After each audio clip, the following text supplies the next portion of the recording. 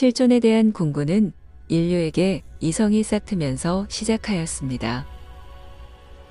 고대의 철인들은 삼라만상이 비롯하게 된 제1원인을 탐구했고 그것을 X로 놓고 답을 구했습니다. 물, 불, 공기, 원자, 수, 신 등등 수없이 많은 것을 X에 대비했지만 모두 자존의 문제에 걸리고 말았습니다. 유는 자존할 수 없다는 진리 앞에 그들은 낙심했습니다. 그래서 언제부터인가 물을 X의 답으로 들고 나오기 시작합니다. 무는 충분히 자존의 문제를 풀 수 있을 것으로 내다본 것입니다.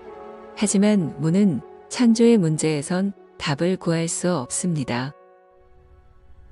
무는 그 어떤 것도 만들어낼 수 없는 까닭입니다.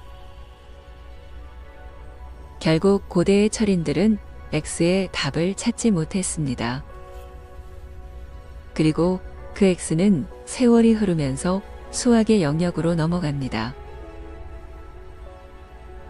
수학자들은 차원을 만들어냅니다.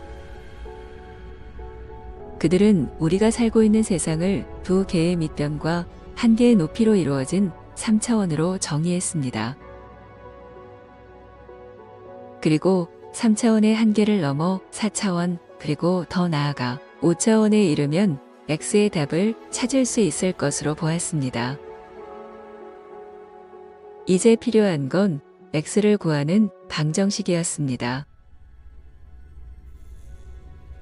2차 방정식은 페르시아 출신의 알콰리즈미가 해법을 찾았습니다. 그리고 수백 년이 지나 16세기에 이르러 타르탈리아에 의해 3차 방정식을 푸는 근의 공식이 만들어집니다. 3차 방정식에서 X를 구하는 공식이 발표되자 수학자들의 시선은 4차 방정식으로 옮겨갔습니다. 그리고 비슷한 시기인 1544년 불세출의 수학자 페라리가 나타나 4차 방정식의 해법을 풀어냅니다. 이렇게 되자 마침내 인류의 오랜 염원인 5차 방정식에 수학자들의 시선이 모아지게 됩니다. 다시 몇 세기가 흘러 1832년이 되었습니다. 그해 5월 30일 갈르아라 불리는 프랑스의 한 젊은이가 허망하게 숨지는 사건이 발생합니다. 당시 21살이던 갈르아는 지정에 얽힌 결투에서 총에 맞아 사망합니다. 흔하디흔한 사건으로 넘어갔지만 훗날 그가 남긴 편지 한 통에서 역사적인 사건이 터져나옵니다.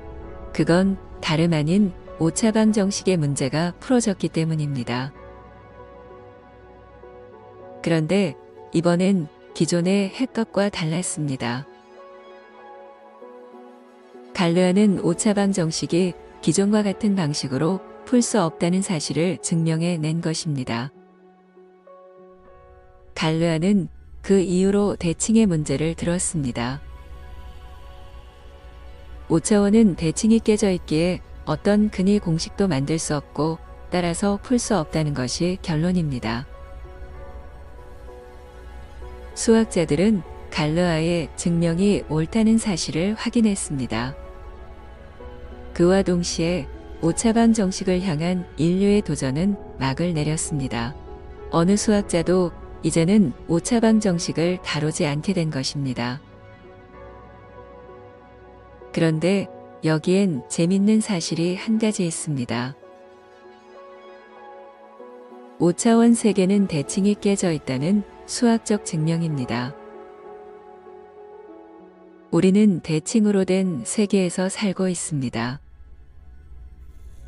생각 하나하나도 대칭에 의해 일어나고 움직입니다.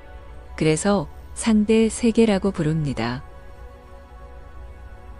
갈르아의 증명을 역으로 보면 대칭을 깨므로써 5차원에 이를 수 있다는 얘기가 됩니다. 수행자들이 그토록 추구하는 불의의 절대에 도달하는 법을 수학에서 증명해 낸 것입니다.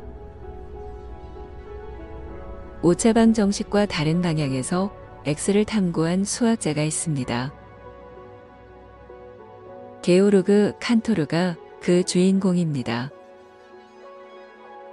그는 대대로 신의 영역이라 하여거리던 무리수를 연구했습니다. 칸토르는 무한집합을 체계화해 이 분야의 세계적인 권위자가 됩니다.